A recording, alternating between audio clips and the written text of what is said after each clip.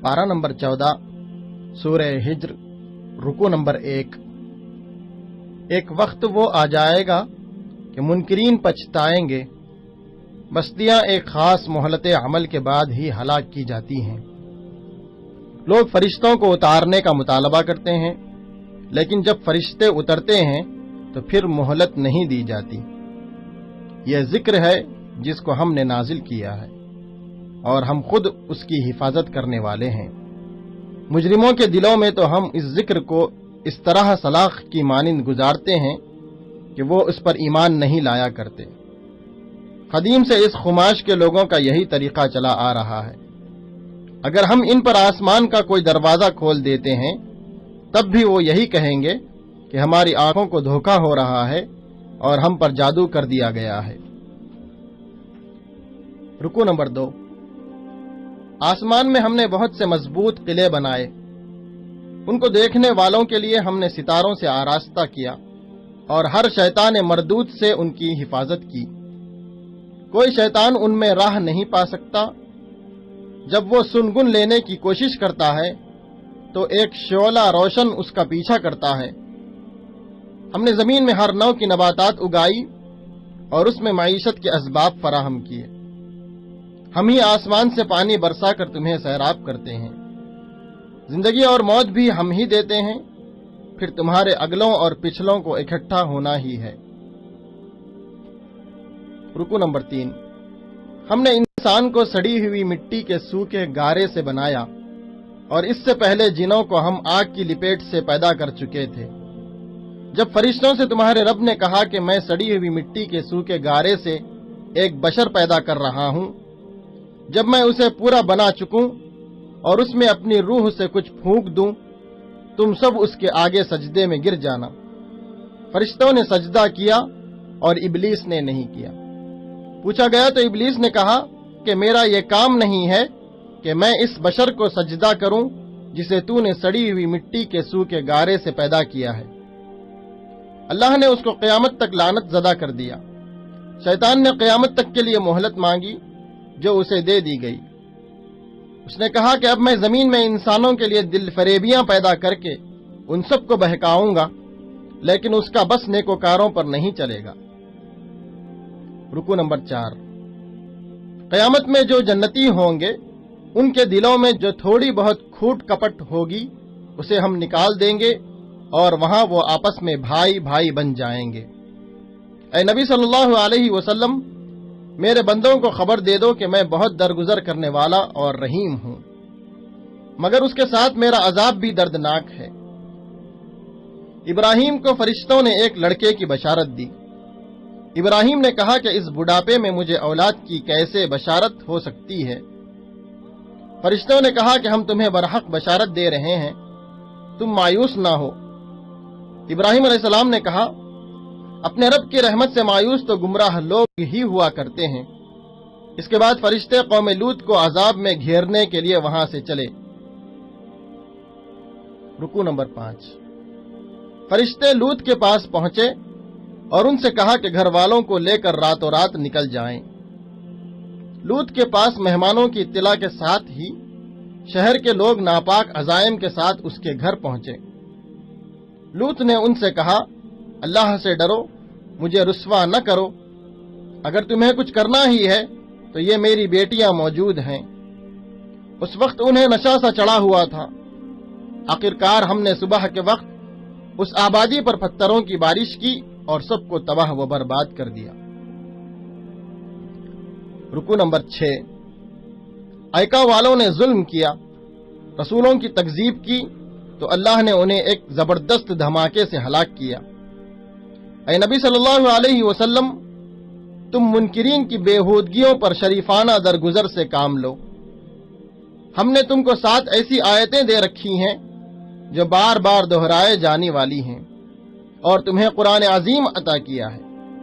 तुम इस मताए दुनिया की तरफ आंख उठाकर न देखो जो हमने उनमें से मुख्तलिफ किस्म के लोगों को दे रखी है। बस ऐ नबी सल्लल्लाहु अलैहि वसल्लम, जिस चीज का हुक्म दिया जा रहा है उसे हाके पुकारे कह दो और शिरक करने वालों की परवाह न करो।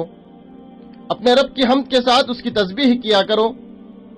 اس کی جناب میں سجدے بجا لاؤ اور اس آخری گھڑی تک اپنے رب کی بندگی کرتے رہو جس کا آنا یقینی ہے۔ سورہ نحل رکوع نمبر 1۔ اللہ ملائکہ کے ذریعے اپنے جس بندے پر چاہتا ہے وہی نازل کرتا ہے تاکہ لوگوں کو آگاہ کر دیا جائے کہ اس کے سوا کوئی ان کا معبود نہیں۔ اس نے آسمان و زمین کو برحق پیدا کیا ہے۔ اس نے انسان کو ایک ذرا سی بوند سے پیدا کیا اور دیکھتے دیکھتے صریحاً وہ ایک جھگڑالو ہستی بن گیا، اور انسان کی خدمت کے لیے جانور، گھوڑے، خچر اور گدھے پیدا کیے۔ یہ ساری چیزیں تمہارے زندگی کی رونقیں ہیں، اور بہت سی چیزیں تمہارے فائدے کے لیے پیدا کرتا ہے جن کا تمہیں علم تک نہیں ہے۔ رکوع نمبر 2۔ بارش اور اس کے ذریعے کھیتیوں کا اگنا، زیتون، کھجور، انگور، رات و دن، سورج و چاند، بہت سی رنگ برنگی چیزیں، سمندر اس سے حاصل ہونے والا تر و تازہ گوشت اور اس سے ملنے والی زینت کی اشیاء، سمندر کی سطح پر چلنے والی کشتیاں، پہاڑ، دریا، راستے بنانے والی علامتیں اور تارے، سب اللہ تعالی کی تخلیق ہیں۔ پھر کیا وہ جو پیدا کرتا ہے اور وہ جو کچھ بھی پیدا نہیں کرتے دونوں یکساں ہیں؟ کیا تم ہوش میں نہیں آتے؟ اگر تم اللہ کی نعمتوں کو گننا چاہو تو گن نہیں سکتے۔ وہ ہستیاں جنہیں اللہ کو چھوڑ کر لوگ پکارتے ہیں وہ کسی چیز کے بھی خالق نہیں ہیں بلکہ خود مخلوق ہیں، مردہ ہیں نہ کہ زندہ۔ ان کو کچھ بھی معلوم نہیں کہ انہیں کب دوبارہ اٹھایا جائے گا۔ رکوع نمبر 3۔ جو لوگ آخرت کا انکار کرتے ہیں ان کے دل منکر ہیں اور وہ گھمنڈی ہیں۔ اللہ گھمنڈ کرنے والوں کو اور غرور نفس میں مبتلا لوگوں کو بالکل پسند نہیں کرتا۔ یہ قیامت کے روز اپنے بوجھ بھی پورے اٹھائیں گے اور ساتھ ساتھ کچھ ان لوگوں کے بوجھ بھی سمیٹیں گے جنہیں یہ جہالت کی بنا پر گمراہ کر رہے ہیں۔ رکوع نمبر 4۔ کافر قیامت کے روز ذلیل و خوار ہوں گے اور ان سے کہا جائے گا کہ بتاؤ اب کہاں ہیں وہ اللہ کے شریک جن کے لیے تم اہل حق سے جھگڑا کیا کرتے تھے؟ اب جاؤ جہنم کے دروازوں میں سے گھس جاؤ، وہیں تم کو ہمیشہ رہنا ہے۔ نیکوکار لوگوں کے لیے اس دنیا میں بھی بھلائی ہے اور آخرت کا گھر انہی کے حق میں بہتر ہے۔ ان متقیوں کو جن کی روحیں پاکیزگی کی حالت میں جب ملائکہ قبض کرتے ہیں تو کہتے ہیں سلام ہو تم پر، جاؤ جنت میں اپنے اعمال کے بدلے میں۔ ان سے پہلے کے لوگوں نے بھی ڈھٹائی کی مگر ان کے ساتھ جو کچھ ہوا وہ اللہ کا ظلم نہ تھا بلکہ ان کا اپنا ظلم تھا جو انہوں نے خود اپنے اوپر کیا۔ رکوع نمبر 5۔ ہم نے ہر امت میں ایک رسول بھیجا اور اس کے ذریعے سے سب کو خبردار کر دیا کہ اللہ کی بندگی کرو اور طاغوت کی بندگی سے بچو۔ پھر کوئی ہدایت یافتہ ہوا، کوئی ضلالت کا خریدار۔ ذرا زمین میں چل پھر کر دیکھو کہ جھٹلانے والوں کا انجام ہو چکا ہے۔ مرنے کے بعد دوبارہ زندگی یقینی ہے۔ قیامت میں دوبارہ زندگی اس لیے ضروری ہے کہ اللہ ان کے سامنے اس حقیقت کو کھول دے جس کے بارے میں یہ اختلاف کر رہے ہیں، اور منکرین حق کو معلوم ہو جائے کہ وہ جھوٹے تھے۔ رکوع نمبر 6۔ جنہوں نے ظلم سہا اور صبر کیا اور اپنے رب کے بھروسے سے کام کر رہے ہیں ان لوگوں کے لیے اچھا انجام ہے۔ اے نبی صلی اللہ علیہ وسلم، اب یہ ذکر ہم نے تم پر نازل کیا ہے تاکہ تم لوگوں کے سامنے اس تعلیم کی تشریح و توضیح کرتے جاؤ جو ان کے لیے اتاری گئی ہے تاکہ لوگ غور و فکر کریں۔ پھر کیا وہ لوگ جو پیغمبر کی مخالفت میں بدتر سے بدتر چالیں چل رہے ہیں اس بات سے بے خوف ہو گئے ہیں کہ اللہ ان کو زمین میں دھسا دے یا ایسے گوشے سے ان پر عذاب لے آئے جدھر سے اس کے آنے کا وہم و گمان تک نہ ہو، یا اچانک چلتے پھرتے ان کو پکڑ لے، یا ایسی حالت میں انہیں پکڑ لے جبکہ انہیں خود آنے والی مصیبت کا کھٹکا لگا ہو۔ چیزوں کے سائے، زمین و آسمان کی جاندار مخلوق اور ملائکہ سب اللہ کے آگے سرب سجود ہیں۔ رکوع نمبر 7۔ خدا تو بس ایک ہی ہے، لہذا تم مجھ سے ہی ڈرو۔ جو کچھ آسمانوں میں ہے اور جو کچھ زمین میں ہے اللہ ہی کا ہے، اور اسی کا دین ساری کائنات میں چل رہا ہے۔ کوئی سخت وقت تم پر آتا ہے تو تم لوگ خود اپنی فریادیں لے کر اسی کی طرف دوڑتے ہو، مگر جب اللہ اس وقت کو ٹال دیتا ہے تو یکایک تم میں سے ایک گروہ اپنے رب کے ساتھ دوسروں کو شریک کرنے لگتا ہے۔ یہ لوگ خدا کے لیے بیٹیاں تجویز کرتے ہیں، جبکہ ان میں سے کسی کو بیٹی کے پیدا ہونے کی خوشخبری دی جاتی ہے تو اس کے چہرے پر مایوسی چھا جاتی ہے، بس خون کا سا گھونٹ پی کر رہ جاتا ہے، لوگوں سے چھپتا پھرتا ہے کہ اس بری قبر کے بعد کس کو منہ دکھائے۔ رکو نمبر 8۔ اگر کہیں اللہ لوگوں کو ان کی زیادتی پر فوراً ہی پکڑ لیا کرتا تو روئے زمین پر کسی متنفس کو نہ چھوڑتا، لیکن وہ سب کو ایک وقت مقرر تک مہلت دیتا ہے۔ پچھلی قوموں کی طرف جب بھی رسول آئے، شیطان نے منکرین کے برے کرتوتوں کو خوشنما بنا کر دکھایا۔ وہی شیطان آج ان لوگوں کا بھی سرپرست بنا ہوا ہے۔ ہم نے یہ کتاب نازل کی ہے تاکہ تم اختلافات کی حقیقت کو ان پر کھول دو۔ ایمان والوں کے لیے یہ کتاب رہنمائی اور رحمت بن کر اتری ہے۔ رکو نمبر 9۔ مویشیوں کے پیٹ میں گوبر اور خون کے درمیان سے ہم ایک چیز تمہیں پلاتے ہیں، یعنی خالص دودھ، جو پینے والوں کے لیے نہایت خوشگوار ہے۔ کھجور کے درخت اور انگور کی بیلوں سے بھی ایک چیز تمہیں پلاتے ہیں، جسے تم نشہ آور بھی بنا لیتے ہو اور پاک رزق بھی۔ شہد کی مکھی کے اندر سے رنگ برنگ کا ایک شربت نکلتا ہے جس میں شفا ہے لوگوں کے لیے۔ ان چیزوں میں نشانیاں ہیں ان لوگوں کے لیے جو عقل سے کام لیتے ہیں اور غور و فکر کرتے ہیں۔ رکو نمبر 10۔ دیکھو، اللہ نے تم میں سے بعض کو بعض پر رزق میں فضیلت عطا کی ہے۔ وہ اللہ ہی ہے جس نے تمہارے لیے تمہاری ہم جنس بیویاں بنائی، اور اسی نے ان بیویوں سے تمہیں بیٹے پوتے عطا کیے، پھر اچھی اچھی چیزیں تمہیں کھانے کو دیں۔ پھر بھی باطل کو مانتے ہو اور اللہ کے احسان کا انکار کرتے ہو۔ یہ جن کو خدائی میں شریک کرتے ہیں وہ آسمان اور زمین میں کوئی اختیار ہی نہیں رکھتے۔ اللہ ایک مثال دیتا ہے، ایک غلام بالکل بے اختیار دوسرا شخص اپنے رزق میں سے کھلے چھپے خوب خرچ کرتا ہے، بتاؤ کیا یہ دونوں برابر ہیں؟ رکو نمبر 11۔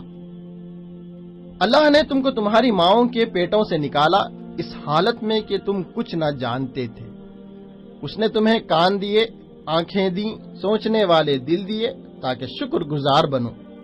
ذرا آسمان پر سر اٹھا کر دیکھو، پرندے کس طرح فضائے آسمانی میں مسخر ہیں۔ اللہ کے سوا کس نے ان کو تھام رکھا ہے؟ اللہ انسانوں پر اپنی ہر طرح کی نعمت کی تکمیل کرتا ہے، شاید کہ وہ فرمانبردار بنے۔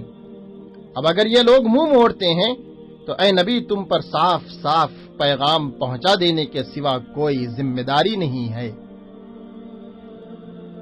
رکو نمبر 12۔ قیامت میں ہر امت میں سے ایک گروہ کھڑا کیا جائے گا، اور کافروں کے لیے نہ حجتوں کا موقع دیا جائے گا نہ توبہ کا۔ ظالموں کو ہم عذاب پر عذاب دیں گے، اس شرک و فساد کے بدلے جو دنیا میں برپا کرتے رہے۔ اے نبی صلی اللہ علیہ وسلم، انہیں اس دن سے خبردار کرو جبکہ ہم ہر امت میں خود اسی کے اندر سے ایک گروہ اٹھا کر کھڑا کریں گے جو اس کے مقابلے میں شہادت دے گا، اور ان لوگوں کے مقابلے میں شہادت دینے کے لیے ہم تمہیں لائیں گے۔ ہم نے یہ کتاب تم پر نازل کر دی ہے جو ہر چیز کی صاف صاف وضاحت کرنے والی ہے اور مسلمانوں کے لیے رحمت اور بشارت ہے۔ رکو نمبر 13۔ اللہ عدل اور احسان اور صلہ رحمی کا حکم دیتا ہے، بدی، بے حیائی اور ظلم و زیادتی سے منع کرتا ہے، اور نصیحت کرتا ہے کہ اللہ کے عہد کو پورا کرو جبکہ تم نے اس سے کوئی عہد باندھا ہو، اور اپنی قسموں کو پختہ کرنے کے بعد توڑ نہ ڈالو۔ اس عورت کی طرح نہ ہو جانا جس نے بڑی محنت سے سوت کاتا اور پھر آپ ہی اسے ٹکڑے ٹکڑے کر ڈالا۔ اے مسلمانوں، تم اپنی قسموں کو آپس میں ایک دوسرے کو دھوکہ دینے کا ذریعہ نہ بناؤ، اللہ کے عہد کو تھوڑے سے فائدے کے بدلے میں نہ بیچ ڈالو، برا نتیجہ دیکھو گے، سخت سزا بھگتو گے۔ جو شخص بھی نیک عمل کرے گا، مرد ہو یا عورت، اگر وہ مومن ہے تو اسے ہم دنیا میں پاکیزہ زندگی بسر کرائیں گے اور ان کو آخرت میں اجر بہترین اعمال کے مطابق بخشیں گے۔ جب بھی قرآن پڑھو تو تعوذ پڑھ لیا کرو۔ رکو نمبر 14۔ قرآن کسی انسان کا گھڑا ہوا نہیں ہے، اسے تو روح القدس نے ٹھیک ٹھیک رب کی طرف سے بتدریج نازل کیا ہے تاکہ اہل ایمان کے ایمان کو پختہ کرے اور فرمانبرداروں کو زندگی کے معاملات میں سیدھی راہ بتائے۔ جو لوگ اللہ کی آیات کو نہیں مانتے، اللہ کبھی ان کو صحیح بات تک پہنچنے کی توفیق نہیں دیتا۔ جو شخص ایمان لانے کے بعد کفر کرے، اگر وہ مجبور کیا گیا ہو اور دل اس کا ایمان پر مطمئن ہو تب تو کوئی بات نہیں، مگر جس نے دل کی رضامندی سے کفر کو قبول کر لیا اس کے لیے اللہ کا غضب ہے۔ اللہ کا قاعدہ ہے کہ وہ ان لوگوں کو راہ نجات نہیں دکھاتا جو اس کی نعمت کا کفران کریں، پھر ان کے دلوں، کانوں اور آنکھوں پر مہر لگا دیتا ہے۔ رکو نمبر 15۔ اللہ ایک بستی کی مثال دیتا ہے، وہ امن اور اطمینان کی زندگی بسر کر رہی تھی اور ہر طرف سے بفراغت رزق پہنچ رہا تھا کہ اس نے اللہ کی نعمتوں کی ناشکری شروع کر دی۔ پھر اللہ نے اس بستی کے باشندوں کو ان کے کرتوتوں کا یہ مزہ چکایا کہ بھوک اور خوف کی مصیبتیں ان پر چھا گئیں۔ انہوں نے رسول کے آنے پر اسے جھٹلایا، آخرکار عذاب نے ان کو آ لیا۔ پس اے لوگو، اللہ نے جو کچھ حلال اور پاک رزق تم کو بخشا ہے اسے کھاؤ اور اللہ کے احسان کا شکر ادا کرو۔ مردار، خون، سور کا گوشت، وہ جانور جس پر اللہ کے سوا کسی اور کا نام لیا گیا ہو، سب حرام ہیں مگر حالت اضطرار میں چند حدود کے ساتھ استثناء ہے۔ رکو نمبر 16۔